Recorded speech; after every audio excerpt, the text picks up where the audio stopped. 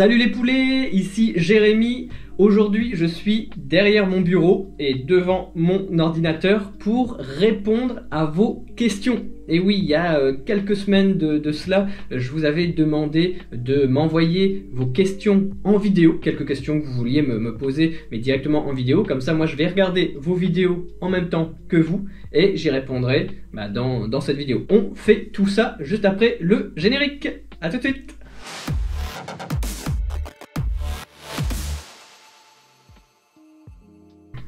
Vous m'avez donc envoyé pas mal de vidéos, merci infiniment pour tout. J'ai reçu également beaucoup d'emails avec des questions écrites. Malheureusement, je vous avais demandé d'envoyer des vidéos, voilà, me poser votre question en vidéo. J'ai répondu à certains d'entre vous par email, mais à la plupart, j'ai quand même envoyé un petit message en disant, bah voilà, si tu veux que je réponde à ta question, n'hésite pas à me l'envoyer en faisant une petite vidéo, comme ça je pourrais la partager au plus grand nombre. C'est compliqué pour moi, il faut savoir que je reçois énormément de commentaires en dessous des vidéos à chaque fois que je publie une vidéo, beaucoup de messages privés sur Instagram, sur Facebook, maintenant par email, vu que voilà, j'ai une adresse email dédiée pour les vidéos. J'ai aussi une adresse email dédiée pour tout ce qui est ma greffe de cheveux. Donc je reçois énormément de messages et répondre individuellement à chaque personne, ça prend beaucoup de temps. Mettez-vous à ma place, recevoir entre 10 et 50 messages par jour en moyenne, sans mentir, en comptant tout, commentaires, messages privés, etc.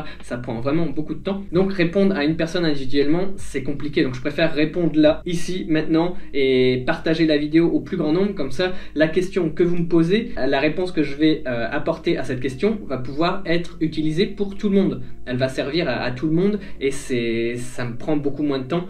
Surtout les questions récurrentes, on me pose souvent les mêmes questions. Donc là, j'ai quelques questions assez sympas. Donc encore merci pour tout et on commence avec donc la première vidéo.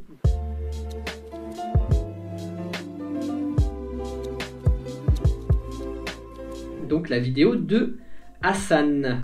Salut Jérémy, c'est Hassan, j'ai 39 ans. J'habite également à Antalya, on a déjà parlé plusieurs fois ensemble sur Instagram. Je voulais te poser une question concernant tes abonnés, tu les surnommes Salut les poulets, pourquoi? Merci, bonne continuation pour tes vidéos, à bientôt. Tout d'abord, merci Hassan pour ta question. Donc en effet, on me pose régulièrement cette question. Pourquoi Salut les poulets? Eh bien tout simplement parce que pour moi c'est un signe affectif. J'utilise poulet pour mes amis, pour mes proches. Ah bah comment tu vas poulet aujourd'hui? C'est pour la petite histoire, ça a commencé quand j'étais en Australie. Donc ça remonte en 2008-2009 je pense, donc ça fait quand même plusieurs années et j'ai rencontré un Français, donc Alex, si tu regardes la vidéo, donc c'était un Français qui venait de Castres, qui était originaire de Castres dans le sud de la France et il appelait toujours tout le monde ah comment tu vas poulet, il m'appelait poulet et puis après c'est comme je le côtoyais régulièrement, et ce petit tic de langage, cette petite expression est restée et donc j'appelle régulièrement mes amis, mes proches, les gens que j'estime beaucoup, mes poulets. Donc c'est pour ça que j'ai repris cette expression dans toutes mes vidéos, je pense. Je vais peut-être oublier dans une ou deux vidéos, mais sinon je pense que dans toutes mes vidéos, ça commence par Salut les poulets. Et donc c'est devenu un peu ma signature du début pour mes vidéos. Voilà, il n'y a pas de signification particulière, c'est vraiment pour moi quelque chose d'affectif. Et donc je considère toute ma communauté YouTube comme des gens proches de moi et je vous remercie encore. Voilà pour la question de Hassan, encore merci à toi et on passe à la suivante, la vidéo de Ilan. À quel âge je peux y aller en Turquie? Pour bien en profiter. Pour bien en profiter. Gros bisous. Bisous. Bisous également Ilan. Donc pour ta question, à quel âge je peux aller en Turquie pour en profiter? Il n'y a pas vraiment d'âge pour venir en Turquie. Ta maman, donc Laetitia, qui m'a envoyé cette vidéo par email, m'a dit que tu avais 8 ans. Et j'ai ma filleule qui s'appelle Jenab. Coucou Jenab, si tu regardes la vidéo, coucou. Elle est très jeune, elle est venue quand elle avait 2 ans de mémoire, et ici à Istanbul, et elle a adoré. Il faut savoir que ici, plus particulièrement à Istanbul, il y a beaucoup de parcs, des parcs de jeux, des toboggans, des balançoires, etc. Il y a pas mal de choses comme ça un peu partout. Donc pour se balader dans la ville et tomber sur un parc, c'est très fréquent. Donc c'est bien aussi pour les enfants. Ensuite, il y a des aquariums ici à Istanbul. Il y a 2 aquariums immenses, donc c'est bien pour les enfants. Franchement, il y a pas mal de choses. Après, si c'est vraiment un parc d'attractions, vous avez peut-être dû voir dans une de mes précédentes vidéos, je suis allé à Ankara dans un parc de jeux, donc ça peut être l'occasion d'aller dans un parc de jeux. C'était Anka Park Eurasia. Il y a pas mal de choses à faire. Après, pour les enfants, franchement, je pense qu'il n'y a pas d'âge. Je pense que tu peux venir n'importe quand. Il n'y a pas vraiment d'âge pour venir ici en Turquie. Tu as plein de choses, autant pour les enfants que pour les adultes. Tu pourras manger énormément. Il y a beaucoup de pâtisseries, etc. Donc ça fait partie de la Turquie. Donc je pense que tu pourras trouver quelque chose que tu vas adorer. Tu vas pouvoir manger, tu vas pouvoir te balader, faire des jeux, aller dans des aquariums, faire des parcs d'attractions, aller à la plage, voilà, te baigner, etc. Donc je pense que voilà, il n'y a pas vraiment d'âge pour venir. La Turquie, c'est vraiment pour tout le monde, de 1 an à 200 ans. Donc Ilan, je te souhaite la bienvenue en Turquie. Tu peux venir quand tu veux. Maintenant, on passe à la question de Mélie. Salut Jérémy, j'espère que tu vas bien. Petite question, est-ce que tu comptes faire un petit road trip dans la Turquie? Si oui, eh bien écoute, je t'attends à Giresun, c'est vers la mer Noire. Et si tu viens, je te payerai un petit chai. Merci Mélie pour ta question et pour ton invitation pour boire le chai. Donc pour ceux qui ne savent pas, le chai c'est le thé, c'est le fameux thé turc. Donc merci beaucoup. Pour un road trip, j'en ai fait un petit, je ne sais pas si vous avez vu, donc c'était en début d'année, voilà, début d'année 2020. J'ai fait un petit road trip avec Fun Format, voilà, un autre youtubeur. Voilà, c'était vraiment un mini road trip, on est resté que dans la partie nord, donc nord-ouest. On a fait Istanbul, Ankara, Eskişehir, Bursa, et après on est rentré à Istanbul. C'était vraiment top, il y a pas mal de vidéos. Si vous voulez voir mon petit road trip, mini road trip, n'hésitez pas à regarder mes vidéos précédentes. J'adore conduire en fait, j'adore les road trips. Pour ceux qui ne me suivent que depuis récemment, qui savent pas un peu mon histoire, j'ai fait un road trip en fait dans toute l'Europe. Donc je suis parti de Lille, du nord de la France, là où je suis originaire, pour venir à Istanbul. Donc il y a plus de 3000 km et j'ai fait donc Lille-Istanbul. La première fois que je suis venu en Turquie, c'était suite à ce petit road trip. Donc j'ai tout traversé, j'adore conduire, j'étais tout seul et j'ai adoré. J'ai refait le chemin inverse. Après je suis allé de Lille jusqu'à Liverpool, tout au nord de l'Angleterre. Je suis allé aussi tout au sud de l'Italie. Voilà, j'ai vraiment bougé énormément en voiture et j'adore ça. Et j'adore conduire, donc je pense que je vais faire un road trip encore et encore. Après ça va pas être un road trip global, je préfère prendre mon temps. Moi j'aime bien conduire, pas prévoir à l'avance. S'il y a une ville qui m'intéresse, je reste aussi longtemps que je veux, autant que ça me plaît. Et si ça me plaît pas, je change de ville. Donc éventuellement un road trip le long de la mer Noire, ça peut être envisageable. Là j'avoue que j'ai pas prévu encore maintenant, mais je pense que ça peut se faire. Donc dès que je ferai un petit road trip là-bas, je te préviendrai Mélie, j'accepterai ton invitation avec plaisir et on ira se boire un chai quelque part et tu me feras peut-être visiter ta ville, voilà, les environs, peut-être que tu connais des endroits sympas. Donc c'est toujours intéressant de connaître quelqu'un sur place. Donc oui, je sais pas encore maintenant, mais oui, probablement que je vais faire d'autres road trips en Turquie. On passe à la question suivante, la question de Mohamed. Salut Jérémy, moi c'est Mohamed, j'ai actuellement 15 ans. C'était pour te demander, est-ce que tu as eu beaucoup de difficultés à apprendre la langue turque? Ah oui, la langue turque, on me pose beaucoup de fois la question, est-ce que tu parles turc? Parce que là au moment où je tourne la vidéo, ça va faire quasiment 3 ans que je suis en Turquie. Oui, 3 ans, je suis arrivé en mai 2017, ou juin 2017, voilà, mai-juin 2017, et malheureusement, je ne parle pas très bien turc, même pas bien du tout. Voilà, je sais comprendre les gens un petit peu, les mots, etc. Je sais comment former voilà, les bases, former les phrases, les bases de la langue, les mots courants, les expressions courantes. Mais dès que c'est des discussions un peu compliquées, je suis complètement largué. J'avais commencé tout au début à apprendre le turc. J'avais un petit bouquin, c'est ma sœur qui m'avait offert le bouquin, merci Cindy. et je lisais régulièrement tous les jours. Je lisais une page et j'apprenais du vocabulaire, etc. J'avais même commencé aussi des applications en ligne sur mon téléphone. Donc c'est pour ça, je connais un peu les bases, comment former une phrase complètement. Mais quand il s'agit de parler, voilà, pendant un long moment, c'est compliqué. C'est juste des mots en fait. J'arrive à dire des mots. J'ai jamais pris vraiment le temps d'apprendre concrètement. Donc désolé pour ça, mais il faut me comprendre. Je travaille sur Internet, je gagne ma vie sur Internet. Mes clients sont à 100% francophones, on va dire 99%, des fois il y a des anglais, etc. Mais voilà, la plupart de mes clients sont francophones, donc je travaille depuis mon ordinateur, donc je réponds, je parle, je fais des Skype, je fais des appels, je réponds à des emails, tout est en français, et tous mes amis turcs ici parlent très bien anglais. Des fois on se dit quelques phrases en turc, mais ça se limite à une ou deux phrases, voilà, pour commencer, merhaba, nasılsın, çok iyi, teşekkürler, voilà, des petites choses comme ça pour débuter une conversation, mais après on part vite vers l'anglais. Il y a beaucoup d'entre vous qui me disent ah c'est pas très bien, etc. Je comprends, franchement, je suis tout à fait d'accord avec vous, surtout que ça me pénalise beaucoup, notamment quand je dois faire des choses administratives, par exemple pour renouveler mon visa, des choses comme ça, quand je dois aller à la banque, ou voilà, il y a des fois des situations où je me dis pourquoi j'ai pas appris le turc, parce que ça pourrait m'aider beaucoup, et notamment pour mes vidéos. Des fois je rencontre des gens super sur ma route en faisant des vlogs, mais malheureusement ils ne parlent pas anglais, et donc la discussion elle s'arrête très vite.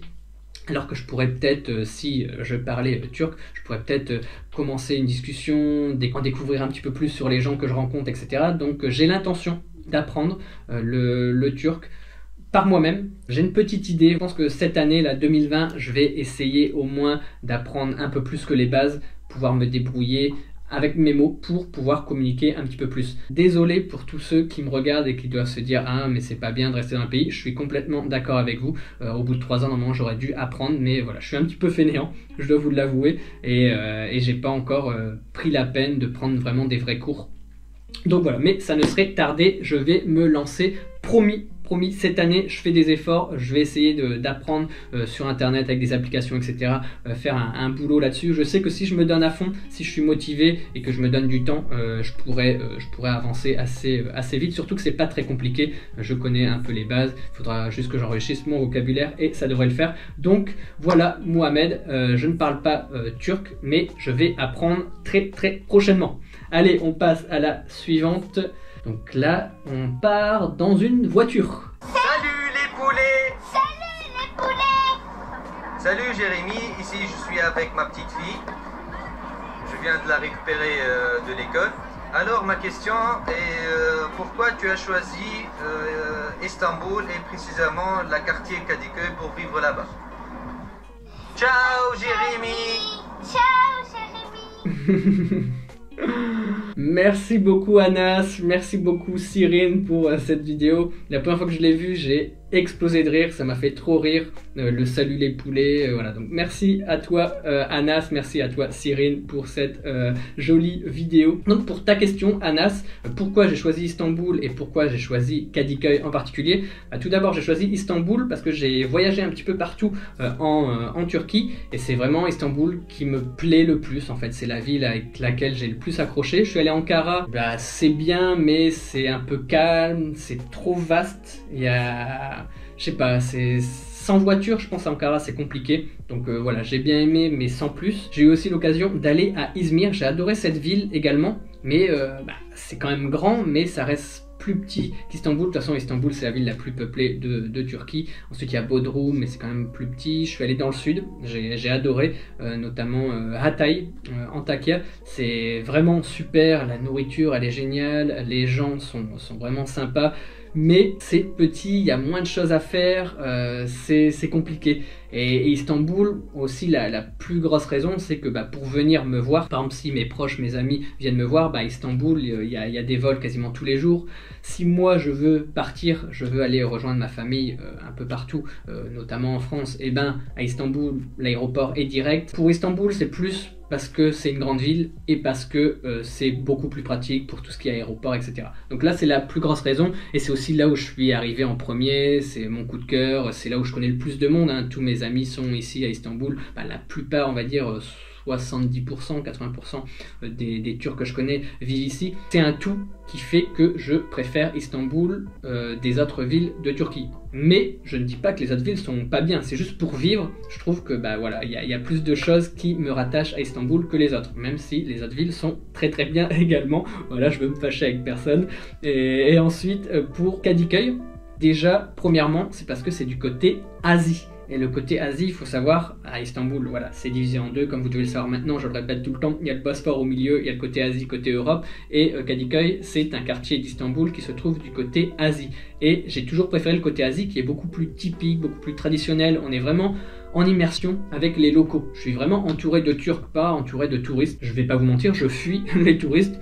Quand je vis dans un pays, j'aime bien être entouré de locaux, en fait, de personnes qui vivent ici quotidiennement, pour être dans leur vie, pour voir ce qu'ils vivent. Tandis que du côté Europe, notamment tout ce qui est Eminönü, Sultanahmet, là où il y a tous les lieux touristiques notamment, donc Taksim, la Tour Galata, la Mosquée Bleue, etc. Donc tous ces endroits-là, toute cette partie du côté Europe, c'est touristique. On rencontre beaucoup de touristes. Les Turcs qui sont là-bas, qui travaillent là-bas, sont confrontés au tourisme, donc ils sont un peu plus, vendeurs. C'est plus des rabatteurs, etc. Ils font leur job, ils essayent d'attirer le chaland.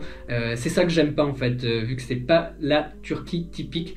Tandis qu'à Kadıköy, il n'y a pas tout ça, c'est vraiment la vie locale. Je vis en Turquie au milieu de Turcs qui vivent leur vie de tous les jours et je ne suis pas entouré de touristes, etc. Donc je vis vraiment la vie d'un Turc et c'est ça que j'aime. Le quartier est beaucoup plus calme, je vois que très rarement des touristes dans cette partie d'Istanbul et pour moi, c'est très bien comme ça.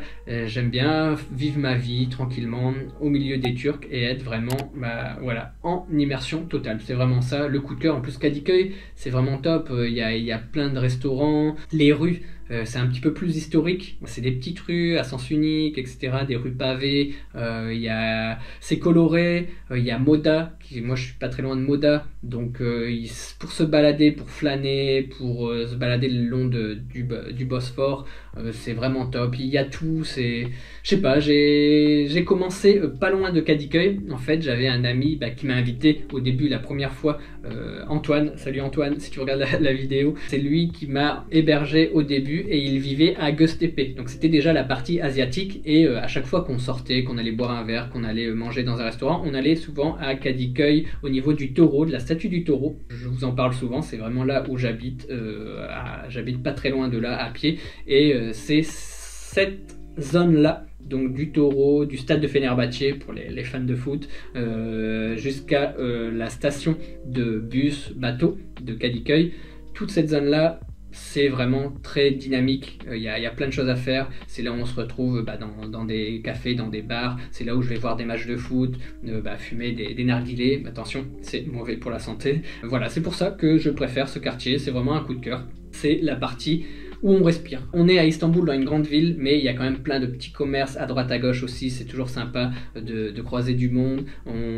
On crée des liens dans le petit quartier où je suis, on crée des liens avec les gens malgré qu'on soit dans une ville immense. Je pense qu'Istanbul, c'est la ville la plus peuplée de Turquie, ça c'est sûr, mais je pense que c'est l'une des villes les plus peuplées, même en Europe. Si on compare avec l'Europe, je pense qu'Istanbul est plus peuplé que toutes les autres villes. Il y a plus de 15 millions d'habitants rien qu'à Istanbul, donc c'est plutôt énorme et pourtant on a quand même cette proximité quand même avec les gens qui sont autour, les petits commerces, là où j'ai l'habitude d'acheter des fruits et légumes.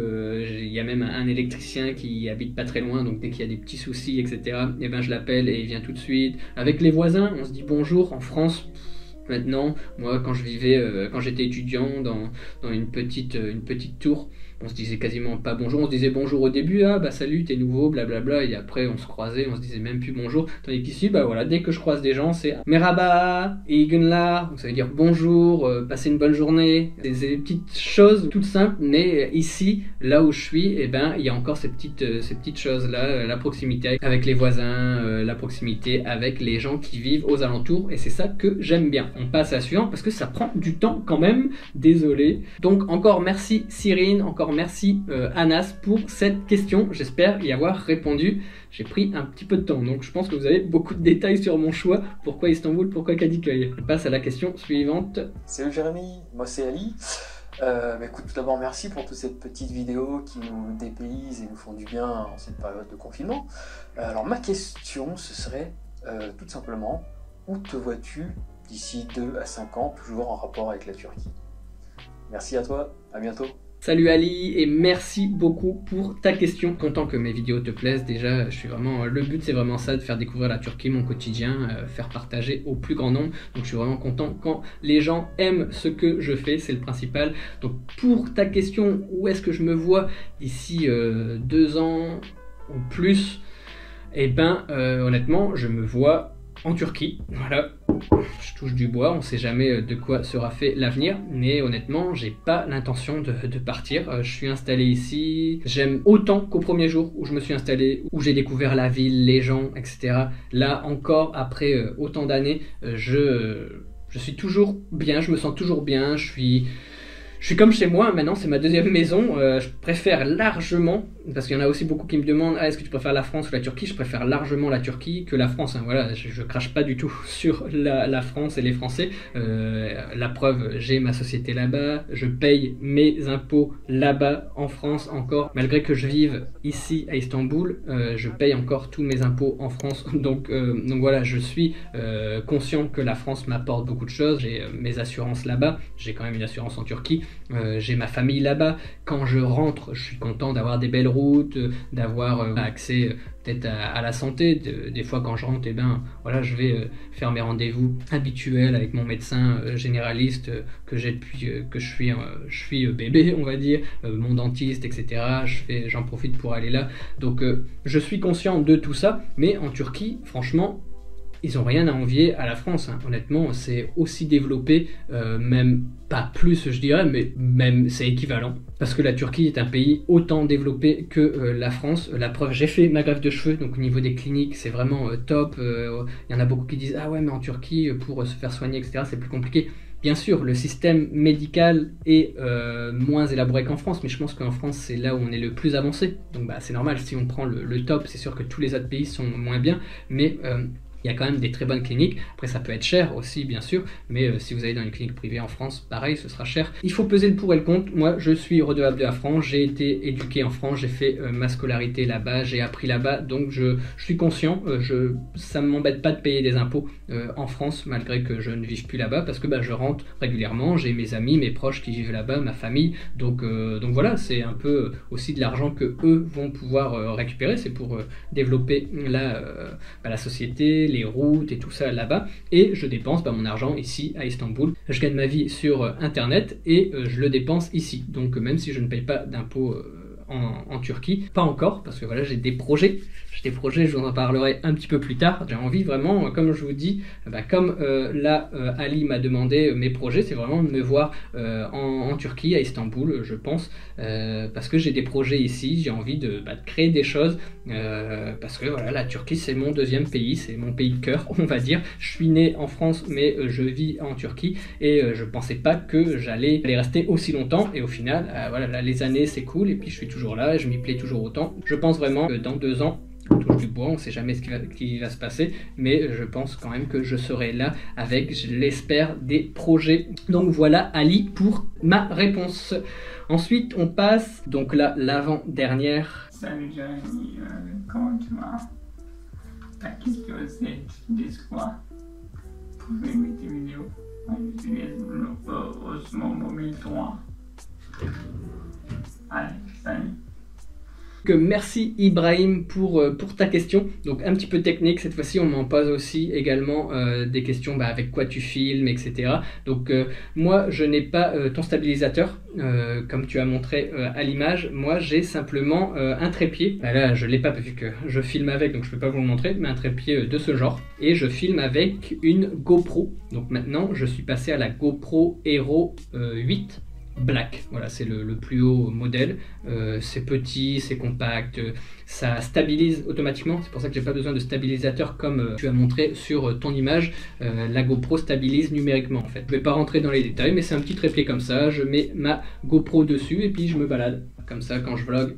Et puis là c'est posé en trépied, en mode trépied, et je me filme directement. Et j'aime bien le côté GoPro parce qu'il y a les grands angles. Même si je suis très proche de la caméra peut être très proche, et bien on voit quand même tout mon visage. C'est vraiment super à ce niveau là. Donc voilà pour ma réponse Ibrahim. J'utilise donc une GoPro Hero 8 Black sans stabilisateur vu que la stabilisation est déjà intégrée. Merci encore pour ta question, cette fois-ci un petit peu technique, mais il en faut pour tout le monde. Et ensuite la dernière. Salut les poulets! Salut Jérémy! Salut Jérémy! Je m'appelle Céline. Est-ce que tu aimes les Jérémy?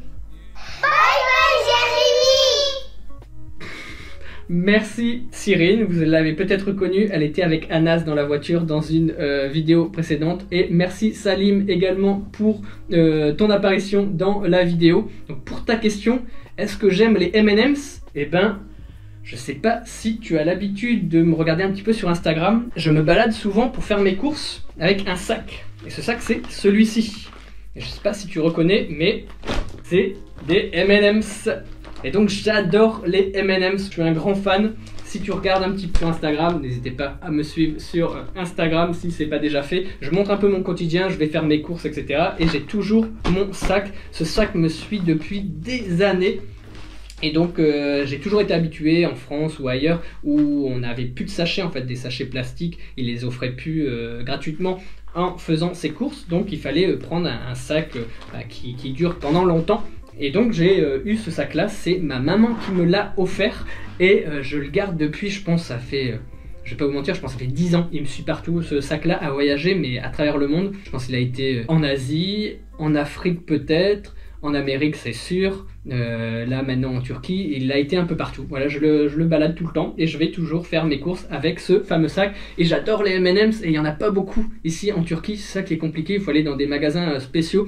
Donc souvent il y a mon papa, ma maman, ma soeur, des amis qui me les envoient quand ils viennent me voir, ils me disent ah bah qu'est-ce que tu veux. Souvent je leur dis bah ouais je voudrais bien des M&M's. Donc oui Salim, j'adore les M&M's, mais par contre attention, il faut pas en manger beaucoup parce que ça fait mal aux dents. Donc attention, si tu adores les M&M's, n'en mange pas tous les jours. Du sucre pour les dents, c'est pas très bon. En tout cas, merci beaucoup à vous deux, merci à Cyrine, merci à Salim pour cette dernière vidéo. On conclut donc dans la joie et la bonne humeur.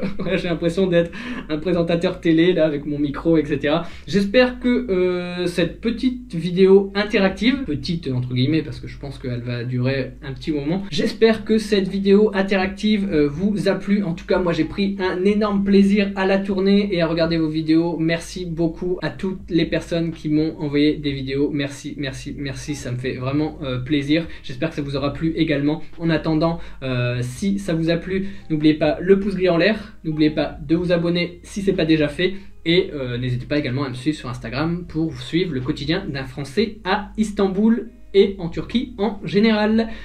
Tchuss les poulets!